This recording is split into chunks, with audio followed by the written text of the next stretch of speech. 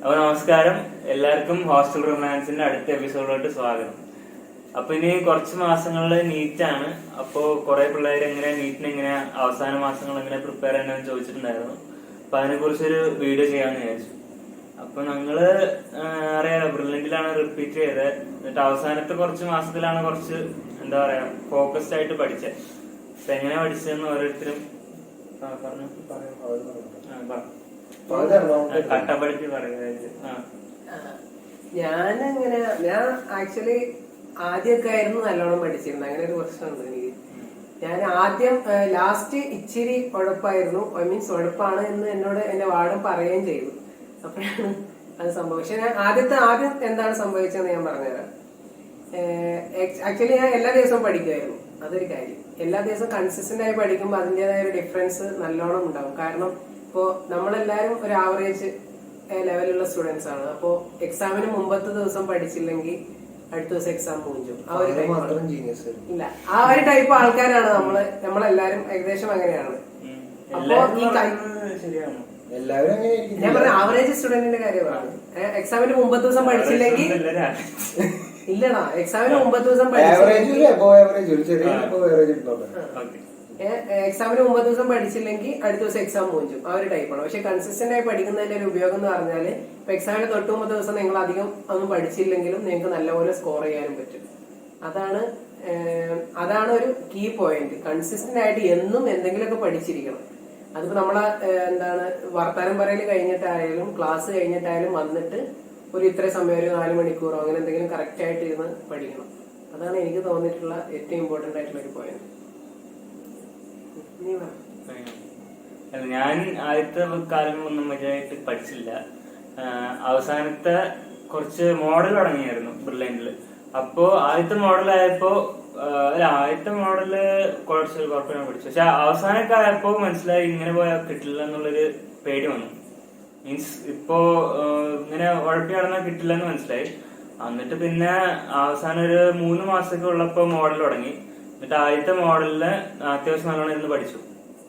നല്ല റെഫറൻസിനൊക്കെ പോയിരുന്ന് മറ്റേ ക്വസ്റ്റ്യൻ ബാങ്ക് ഒക്കെ ആയിരുന്നു. ബ്രില്യന്റിന്റെ ക്വസ്റ്റ്യൻ ബാങ്ക് ഒക്കെ ഉള്ള എല്ലാ ക്വസ്റ്റ്യൻസ് ഒക്കെ ചെയ്ത് ആദ്യത്തെ മോഡലിലാണ് ആദ്യത്തെ A+ കിട്ടുന്നത്. അതിന് മുമ്പ് എനിക്ക് A+ കിട്ടിയിട്ടേ ഇല്ലായിരുന്നു. ഒന്നുമില്ല. പക്ഷെ ആദ്യത്തെ 2-3 മോഡലിനൊക്കെ A+ കിട്ടി. പിന്നെ ഏറ്റവും അവസാനത്തെ മോഡലിനും അത്യാവശ്യം നല്ല റാങ്ക് ഉണ്ടായിരുന്നു. അപ്പൊ കിട്ടാനുള്ള ഒരു കോൺഫിഡൻസ് ഒക്കെ വന്നു. അപ്പൊ അവസാനത്തെ 3 മാസത്തിൽ നിങ്ങൾ ചെയ്യേണ്ടത്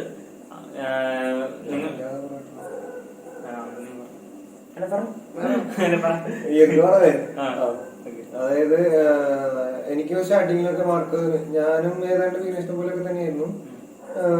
പഠിക്കും, പക്ഷെ അങ്ങനെ ഭയങ്കരമായിട്ട് അവിടെ ഒരു A+ ബാച്ച് എന്ന് പറഞ്ഞിട്ട് ഒരു പരിപാടിയും ചായ കിട്ടുന്ന ഒരു ബാച്ച് ഒക്കെ ഉണ്ട്. ചിക്കൻ പപ്സ് അല്ല, മറ്റേ A+ ബാച്ച് പോയിട്ടുണ്ടെങ്കിൽ ഫ്രീ ആയിട്ട് പരിപ്പാടിയും ചായ. അവിടെ ചിക്കൻ പപ്സ് അവിടെ കുറച്ച് പിള്ളേരുള്ളൂ, അതുകൊണ്ടായിരിക്കും. അപ്പൊ ഈ A+ല് ഈ പരിപ്പാട് കിട്ടാൻ വേണ്ടിട്ട് A+ കിട്ടാൻ വേണ്ടി കുറെ പേര് എന്ത് ചെയ്യുന്ന വെച്ചിട്ടുണ്ടെങ്കിൽ തലേ ദിവസം ഈ പണ്ടത്തെ ക്വസ്റ്റ്യൻ പേപ്പർ ഏതാണ്ട് ഒരേപോലെ ആയിരിക്കും ക്വസ്റ്റ്യൻ പേപ്പർ എടുക്കുന്നത്. അപ്പൊ അതേ ക്വസ്റ്റ്യൻ പേപ്പർ എഴുതി പഠിച്ചിട്ട് വന്നിട്ട് മാർക്കൊക്കെ കിട്ടി A+ലൊക്കെ കയറി പോയിട്ട് പോകുന്ന ഒരു രീതിയാണ് അവിടെ ഉണ്ടാക്കുന്നത്. എനിക്ക് തന്നെ മനസ്സിലായി. ഒരു ജനുവരി ഒക്കെ ആയപ്പോഴാണ് ഈ മോഡൽ ടെസ്റ്റ് സ്റ്റാർട്ട് ചെയ്യുന്നത്. അപ്പൊ ഈ മോഡൽ ടെസ്റ്റ് സ്റ്റാർട്ട് ചെയ്യുന്ന സമയത്ത് ആദ്യത്തെ ഒരു റാങ്ക് വന്നുമ്പോ എനിക്കൊരു 2K എടുത്തായിരുന്നു, 2000 റാങ്കിന് എടുത്തായിരുന്നു. അപ്പൊ എനിക്ക് മനസ്സിലായി, അതായത് നമ്മൾ ഇങ്ങനെ പഠിച്ചിട്ടുണ്ടെങ്കിൽ ഒരു കൊല്ലം ഏതാണ്ട് വേസ്റ്റ് ആണെന്ന് മനസ്സിലായി. കാരണം ബ്രില്യന്റിൽ 2000 വരെയാണെങ്കിൽ അതെ ബ്രില്യന്റ് 2000 റാങ്കിന് ഓൾമോസ്റ്റ് 3000ലേക്ക് പോകും. അപ്പൊ എന്തായാലും ഞാൻ വന്ന കാര്യം നടക്കത്തില്ല എന്ന് മനസ്സിലായി. ലാസ്റ്റ് ഒരു 3 മാസം ഞാൻ പക്ഷെ നോട്ട്സ് ഒക്കെ കറക്റ്റായിട്ട് എഴുതായിരുന്നു. മീൻസ് ക്ലാസ്സിൽ ഇരുന്നിട്ട് ക്ലാസ്സിൽ എടുത്തോണ്ടിരിക്കുമ്പോ നോട്ട്സ് ഒക്കെ കറക്റ്റായിട്ട് എഴുതായിരുന്നു. അതാണ് എന്റെ മോസ്റ്റ്ലി അത് നോട്ട്സ് എഴുതാത്ത ആളാണെങ്കിൽ നോട്ട്സ് വാങ്ങിക്കാതെ നോട്ട്സ് കിട്ടും. നോട്ട്സ് അവിടെ കാശ് കൊടുത്തിട്ടുണ്ടെങ്കിൽ ബാക്കിയുള്ള നല്ല വൃത്തിക്ക് എഴുതിയ നോട്ട്സ് ഉണ്ടാവും. നോട്ട്സ് ഹാൻഡ് റിട്ടൺ നോട്ട്സ്, അതായത് ക്ലാസ് എടുത്തോണ്ടിരിക്കുമ്പോൾ എഴുതിയ നോട്ട്സ് കിട്ടും. അപ്പൊ അത് കിട്ടുമ്പോ അവര് തന്നെ ഷെഡ്യൂൾ ഇട്ടുണ്ടായിരിക്കും. ഇങ്ങനെ ഇത്ര പാടുന്ന ടെസ്റ്റ് ആയിരിക്കും മോഡലിന്. അപ്പൊ ഞാൻ കറക്റ്റ് ആ മോഡലിനുള്ള പോർഷൻസ് തീർക്കും. അത് ഈ നോട്ട്സ് വെച്ച് തീർത്തിട്ട് അതിന്റെ ക്വസ്റ്റ്യൻസ് മാത്രം ഈ സാമ്പിൾ പേപ്പേഴ്സ് വരെ MTG അങ്ങനത്തെ കുറെ പബ്ലിഷേഴ്സ് ഉണ്ട്. അപ്പൊ അവരുടെ ഈ മോഡൽ ക്വസ്റ്റ്യൻ ബുക്കുകള് നിങ്ങൾക്ക് ഇവിടെ ബുക്ക് സ്റ്റോറിന്റെ പേര് HNC പോയിട്ട് കിട്ടും മറ്റേ പ്രിപ്പറേഷൻ. അപ്പൊ അതൊക്കെ വെച്ചിട്ട് നിങ്ങൾക്ക് ഒന്ന് ഞാൻ അങ്ങനെയാണ് ചെയ്തിട്ടുണ്ടായിരുന്നു. ഒരു ലൈബ്രറിയിലെ കിട്ടുന്നത് അല്ല ബ്രില്യൻ്റ് ഇല്ലാത്ത കുറെ പിള്ളേരുണ്ടായിരുന്നു. അപ്പൊ അവർക്ക് കിട്ടാൻ വേണ്ടിട്ട് ഇപ്പൊ ആ ബുക്ക് വാങ്ങിച്ചിട്ടുണ്ടെങ്കിൽ നിങ്ങൾക്ക് ആ കറക്റ്റ് ലെസൺസിന്റെ മാത്രം ചോദിച്ചിട്ടുള്ള ക്വസ്റ്റ്യൻസ് കിട്ടും. അപ്പൊ അത് വെച്ച് ചെയ്ത് പഠിക്കുക. എന്നിട്ട് നിങ്ങൾ മാക്സിമം നോട്ട്സ് നോക്കണേക്കാളും ക്വസ്റ്റ്യൻസ് ചെയ്തിട്ട് അതിൽ നിങ്ങൾക്ക് ഡൗട്ട് വരും. അപ്പൊ നിങ്ങൾക്ക് മനസ്സിലാവും നിങ്ങൾക്ക് ഏതറിയാം ഏതറിയാത്തതെന്ന്. അപ്പൊ നിങ്ങൾക്ക് അറിയാത്തത് മാത്രം ഒന്നുകൂടി റെഫർ ചെയ്യേണ്ട ആവശ്യമുള്ളൂ. അല്ലെങ്കിൽ നിങ്ങൾ ജസ്റ്റ് ഇപ്പൊ നോട്ട്സ് തന്നെ വായിച്ചോണ്ട് ഇപ്പൊ 3 മാസം കൂടി ഉള്ളൂ. അപ്പൊ നമുക്ക് നോട്ട്സ് തന്നെ വായിച്ചിട്ടുണ്ടെങ്കിൽ എന്തായാലും മാക്സിമം 2 മന്ത്സിന് അടുത്താവും എല്ലാ നോട്ട്സും വായിച്ചു തരുന്നതന്നെ. അപ്പൊ നിങ്ങൾക്ക് അറിയാത്തതും അറിയണതും വേർതിരിച്ചറിയാൻ വേണ്ടിയിട്ടുള്ള ഒരു ബെസ്റ്റ് പരിപാടി എന്ന് പറയുന്നത് ഈ ക്വസ്റ്റ്യൻ പേപ്പർ ആൻസർ ചെയ്യുന്നതാണ്. ഈ ക്വസ്റ്റ്യൻ പേപ്പർ ആൻസർ ചെയ്യുമ്പോൾ നിങ്ങൾക്ക് കിട്ടാത്ത പോർഷൻസ്, അതായത് മനസ്സിലാവാത്ത പോർഷൻസ് എന്താണെന്ന് വെച്ചാൽ അത് മാത്രം റെഫർ ചെയ്യാം. അങ്ങനെയാണ് ഞാൻ ചെയ്യുന്നുണ്ടായിരുന്നത്. എന്നിട്ട് ലാസ്റ്റ് ഒരു ജനുവരി ഫെബ്രുവരി ഇങ്ങനെ ലെസൺ വൈസ് ചാപ്റ്റർ വൈസ് എക്സാമും മാർച്ചില് ഫുൾ പോർഷൻ. ഈ മാർച്ചിൽ ഫുൾ പോർഷൻ സമയത്ത് ഞാൻ ചെയ്ത MTG തന്നെ ഒരു 10 സോൾവ് പേപ്പേഴ്സ്. എനിക്ക് ഏറ്റവും കൂടുതൽ ഉപയോഗം കിട്ടിയത് ഈ 10 സോൾവ് പേപ്പേഴ്സിൽ നിങ്ങൾക്ക് ഒരു മിനിമം ഒരു 20% ക്വസ്റ്റ്യൻസ് മിക്കവാറും റിപ്പീറ്റഡ് ആയിരിക്കും. ചെറുതായിട്ടൊരു മീൻസ് 20-30% സെയിം കൺസെപ്റ്റ് ചെറുതായിട്ട് ആ ഡിജിറ്റ്സ് മാത്രം ആ നമ്പർ അങ്ങനെ എന്തെങ്കിലുമൊക്കെ മാറിയിട്ട് മാത്രമായിരിക്കും കിട്ടുന്നുണ്ടായിരിക്കുക. എനിക്ക് തന്നെ ഞാൻ ചെയ്ത ക്വസ്റ്റ്യൻസ് ഞാൻ നീറ്റ് എഴുതിയപ്പോ വന്നായിരുന്നു. അപ്പൊ നമുക്ക് പെട്ടെന്ന് അത്രയും ടൈം നമുക്ക് ലാഭമാണ്. അപ്പോ അങ്ങനെയാണ് ഞാൻ ചെയ്തായിരുന്നത്. അങ്ങനെയാണ് എനിക്ക് കിട്ടിയ റാങ്ക് കിട്ടിയത്. കാരണം ഞാൻ ഫസ്റ്റ് ചാൻസ് ഞാൻ ചെയ്തപ്പോ എനിക്ക് ഓൾ ഇന്ത്യ കോട്ട 1,80,000 എഴുതേണ്ട റാങ്ക്. അപ്പോ അവിടെ നിന്ന് ഒരു 3,000 റേഞ്ചിലാണ് ഞാൻ ഇപ്പോ ഇവിടെ നമ്മുടെ തിരുനെല്ലി മെഡിക്കൽ കോളേജ് കിട്ടിയത്. അപ്പോ അത് മാക്സിമം ഒരു ബ്രില്യന്റിന്റെ തന്നെ ഒരു ഇതായിരിക്കും. മീൻസ് അവരുടെ ഒരു ടെക്നിക്കും. പിന്നെ ലാസ്റ്റ് 3 മാസം പഠിച്ചില്ലെങ്കിൽ പിന്നെ പറയത്തില്ല. കിട്ടില്ല. ഇത് ഇത്രയും കാലം നിങ്ങൾ പഠിച്ചില്ലെങ്കിലും ഇനി പഠിച്ചാൽ ഒരു ഹോപ്പുണ്ട്. മീൻസ് അത്രയും ഫോക്കസ്ഡ് ആയിട്ട് തന്നെ പഠിക്കണം. സത്യം ഞാനൊക്കെ ഇരുന്നിരിപ്പായിരുന്നു ആ ഒട്ടും ഇതുവരെ അധികം ഒന്നും അങ്ങനെ വേറെ ഒരു പരിപാടി ഡെയിലി പഠിക്കാത്തവരുണ്ടെങ്കിലും ഈ 3 മാസം കറക്റ്റ് ആയിട്ട് ഇരുന്ന് വേറെ ഒരു കളിക്കും പോവാണ്ട് നിങ്ങൾ ഇതുവരെ ഡെയിലി ഒരു 10 മണിക്കൂർ കൂടുതൽ ഒരു 10-15 മണിക്കൂർ കൊടുക്കണം. 15 മണിക്കൂർ ഞാനൊക്കെ ഉറങ്ങുന്നത് ആകൊരു ആക്ച്വലി ആ പേടി നിങ്ങൾക്ക് അറിയണം. നിങ്ങൾ കോമ്പീറ്റ് ചെയ്യുന്ന ആൾക്കാർ അത്രയ്ക്കും ബ്രില്യന്റ് ആയിട്ടുള്ള ആൾക്കാരെ നമുക്കെന്നെ ആക്ച്വലി ഇപ്പൊ നമ്മൾ എത്ര മോട്ടിവേഷൻ കേട്ടാലും എത്ര ഇത് കേട്ടാലും നമുക്ക് തന്നെ ഒരു മനസ്സിലാവുന്നത് എവിടെ എത്തും, നമുക്ക് എന്തൊക്കെ അറിയാൻ. ഒരു കൊല്ലം വേസ്റ്റ് ആയി എന്നുള്ളൊരു തോന്നല് വരും. അപ്പോഴാണ് ഇത് വരുന്നത്. നിങ്ങൾ കോമ്പീറ്റ് ചെയ്യുന്ന അത്രയ്ക്കും ബ്രില്യന്റ് ആയിട്ടുള്ള ആൾക്കാരാണ്. മീൻസ് ഞാൻ ഈ കഴിഞ്ഞ കൊല്ലത്തിന്റെ നീറ്റിന്റെ എന്റെ ഒരു ഫ്രണ്ട് എന്നോട് ചോദിച്ചായിരുന്നു. അതായത് അവന്റെ കസിന് സീറ്റ് എവിടെയെങ്കിലും കിട്ടാൻ ചാൻസ് ഉണ്ടോ എന്ന് നോക്കിയിട്ട് എനിക്ക് റാങ്ക് ലിസ്റ്റ് കാണിച്ചതോ ഞാൻ ഞെട്ടിപ്പോയി. ഒരു ജസ്റ്റ് 575 എന്നൊരു മാർക്കില് 2,000-3,000 പേര് കിടക്കുന്നത്. മീൻസ് ഒരു മാർക്കിന്റെ ഇതില് മാറിപ്പോണത് നമ്മളെക്കാളും ഭയങ്കര ഇതാണ്. നമുക്കിപ്പോ 570 നമുക്ക് കുറച്ച് പേപ്പർ ടഫ് ആയിരുന്നു. അത് കാരണം കൊണ്ട് മാർക്കിംഗ് അത്ര വരത്തില്ല. അതായത് ഇപ്പൊ അങ്ങനെയല്ല. ഇപ്പൊ എല്ലാവരും ഒരേ എക്സാം ആയതുകൊണ്ട് അവര് ഡിഫിക്കൽട്ടി കുറച്ചു. മീൻസ് അതായിരുന്നല്ലോ നീറ്റിന്റെ മെയിൻ പ്രശ്നം എന്ന് പറയുന്നുണ്ടായിരുന്നത്. മീൻസ് പണ്ടൊക്കെ ഭയങ്കര ടഫായിരുന്നു. അതായത് 50% മുകളിൽ കിട്ടണവരൊക്കെ ഭയങ്കര ബ്രില്യന്റ് ആയിട്ടുള്ള ആൾക്കാരായിരുന്നു. അപ്പൊ ഇപ്പൊ അവരെന്താ ചെയ്തെന്ന് വെച്ചിട്ടുണ്ടെങ്കിൽ അതിന്റെ ഡിഫിക്കൽട്ടി ലെവൽ കുറച്ചു.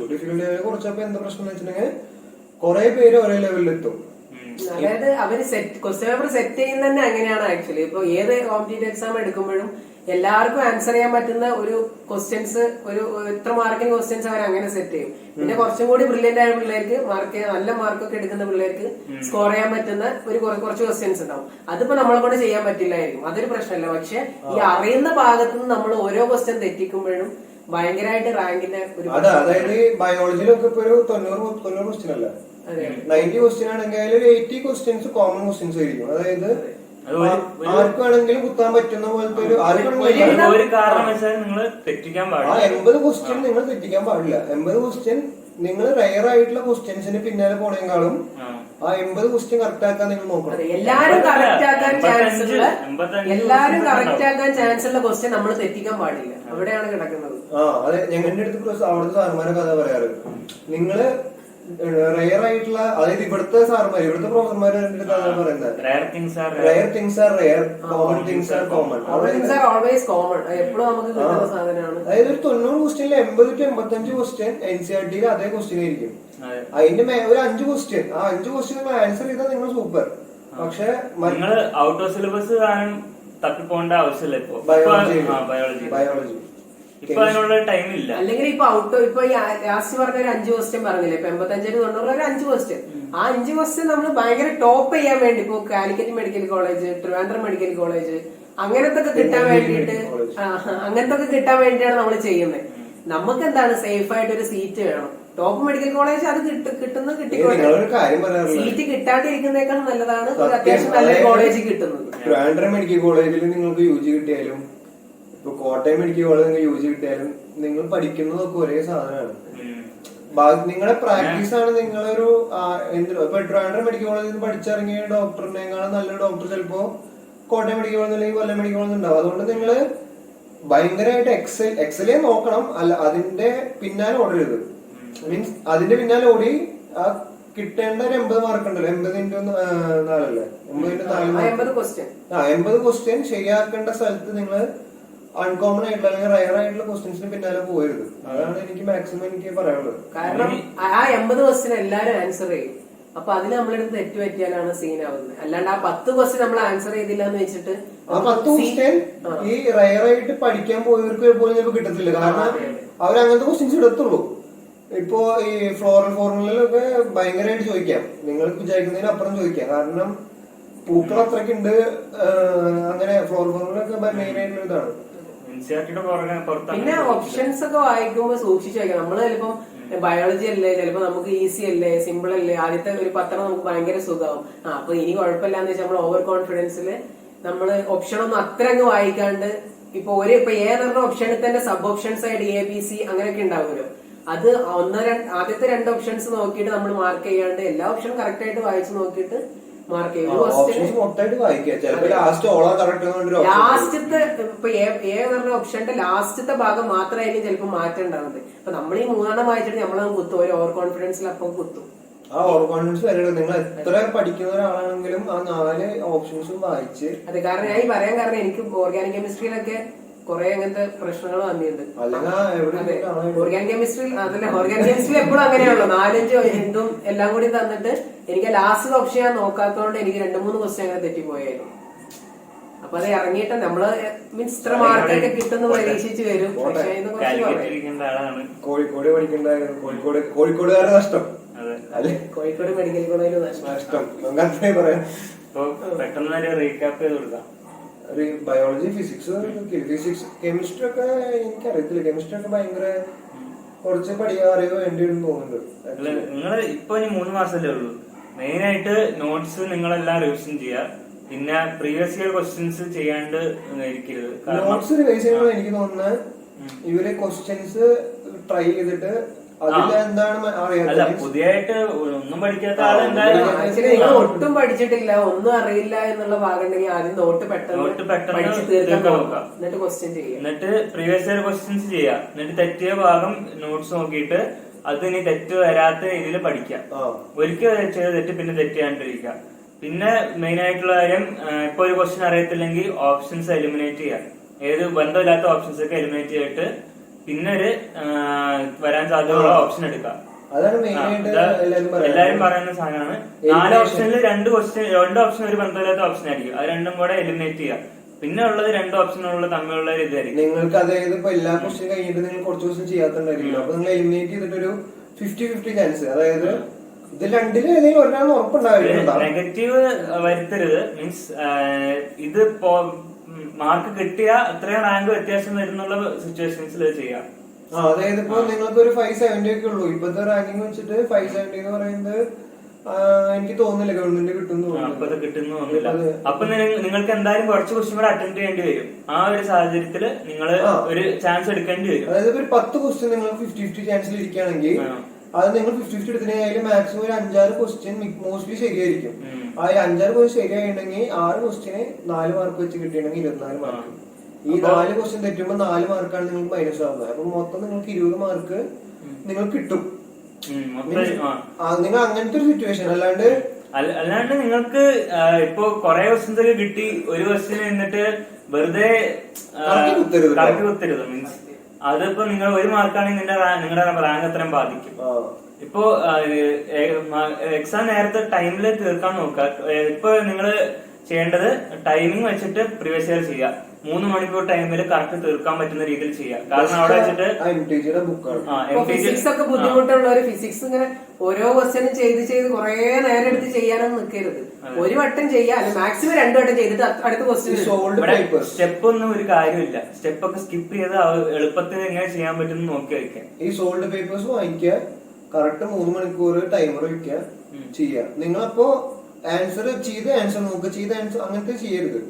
ഈ 150 ക്വസ്റ്റ്യൻ ഒരു സ്ട്രെച്ചിൽ ഇരുന്നിട്ട് എക്സാമിന്റെ ആ ഒരു ഇതില് സ്ട്രെച്ചിൽ ഇരുന്ന് ചെയ്യുക. എന്നിട്ട് അത് കഴിഞ്ഞിട്ട് നിങ്ങൾ കറക്റ്റ് ചെയ്ത് നോക്കുക. എന്നിട്ട് അതിൽ എന്തൊക്കെ തെറ്റ് പറ്റി നിങ്ങൾക്ക്, ആ തെറ്റ് പറ്റിയ ക്വസ്റ്റ്യൻസ് നിങ്ങൾക്ക് എന്തുകൊണ്ട് കിട്ടിയില്ല, അങ്ങനെ പഠിക്കുക. അല്ലാണ്ട് പഠിച്ചിട്ട് അതിന്റെ ക്വസ്റ്റ്യൻസ് ചെയ്യാൻ പോയിട്ടുണ്ടെങ്കിൽ നിങ്ങൾക്ക് എനിക്ക് തോന്നുന്നില്ല ഇനി സമയമുണ്ടോ. ആ തെറ്റ് പറ്റിയ ക്വസ്റ്റ്യന്റെ മോഡലിന് ഇനി എന്ത് വന്നാലും ആ തെറ്റ് പറ്റരുത്. പിന്നെ എന്തെങ്കിലും ഡൗട്ട് ഉണ്ടെങ്കിലൊക്കെ ഇപ്പൊ ലാസ്റ്റ് സമയമാണ്. ഇപ്പൊ നമ്മള് നാണക്കേട് വിചാരിച്ചിട്ട് എന്ത് വിചാരിക്കാന്ന് വിചാരിച്ചിട്ടൊന്നും കാര്യമില്ല. നമ്മളിപ്പോ നമ്മളൊപ്പം പഠിക്കുന്ന പിള്ളേരുണ്ടാവും, അവരോട് ഡൗട്ട് ചോദിക്കാം. അല്ലെങ്കിൽ ടീച്ചേഴ്സ് അവിടെ ഉണ്ടാവും, അവരോട് ഡൗട്ട് ചോദിക്കാം. ഇനി ടീച്ചേഴ്സിന് ടീച്ചേഴ്സിനോട് നേരിട്ട് പോകാൻ മടിയാണ് എന്നുണ്ടെങ്കിൽ ക്ലാസ് ടീച്ചറോട് പറഞ്ഞാൽ ക്ലാസ് ടീച്ചർ തന്നെ കൊണ്ടുപോയി എല്ലാം ചെയ്തു തരും. പിന്നെ കൊറോണ ആയതുകൊണ്ട് ആരും പഠിച്ചു കാണണമെന്ന് വിചാരിക്കരുത്. പഠിക്കേണ്ട ആൾക്കാരൊക്കെ വീട്ടിൽ ഇരുന്ന് പഠിക്കുന്നുണ്ടാവും. സത്യം പോകാത്തതുകൊണ്ട് ഓൺലൈനിൽ പഠിച്ചിട്ടുണ്ടാവില്ല. അങ്ങനെയൊന്നും വിചാരിക്കരുത്. നിങ്ങൾ പഠിക്കാൻ നിങ്ങളുടെ ഭാഗം ക്ലിയർ ആക്കി പഠിക്കും. എല്ലാവരും കിട്ടണമെന്ന് ആഗ്രഹമുള്ളവരൊക്കെ ആരായാലും പഠിക്കും. അത് 1 കൊല്ലം കളഞ്ഞിരിക്കുന്നവരൊക്കെ ആണെങ്കിൽ അവര് പഠിക്കുന്നില്ലെങ്കിൽ എന്തുദ്ദേശിച്ച 1 കൊല്ലം കളഞ്ഞ എനിക്ക് അറിയത്തില്ല. ഇനി ഇത് കഴിഞ്ഞിട്ടും പഠിച്ചില്ലെങ്കിൽ എനിക്ക് അറിയത്തില്ല. നിങ്ങൾ അത് ഭയങ്കരമായ കോമ്പറ്റീറ്റീവ് ആയിട്ടുള്ള ഒരു ഫീൽഡാണ്.